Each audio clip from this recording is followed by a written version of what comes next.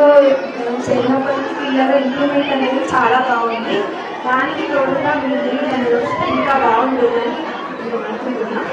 ఇప్పటిదాకా జరిగిన ప్రోగ్రామ్ అంతా పిల్లలని ఫ్యూచర్ ఇంప్రూవ్మెంట్ కోసమే రాజు తీసుకొచ్చినట్లండి.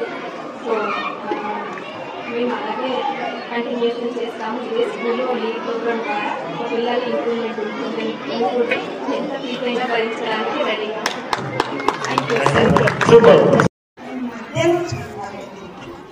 అన్న సారు తీసుకున్నాను.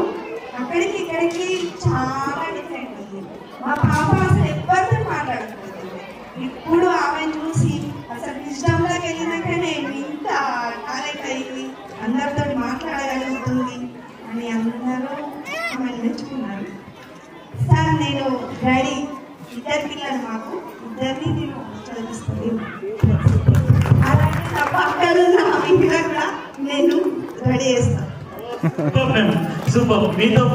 స్టడీ రాలేదు అంతకన్నా ముందు. ఇప్పుడు ఈ స్కూల్ వచ్చినప్పటి నుంచి స్టడీ బాగా చక్కగా వస్తుంది. వాళ్ళకు ఎప్పటికీ స్టడీ అవసరం. వాళ్ళ గౌరవం, మంచి మర్యాదలు అన్ని మంచిగా ఉండాలని తల్లిదండ్రులు భావిస్తున్నారు.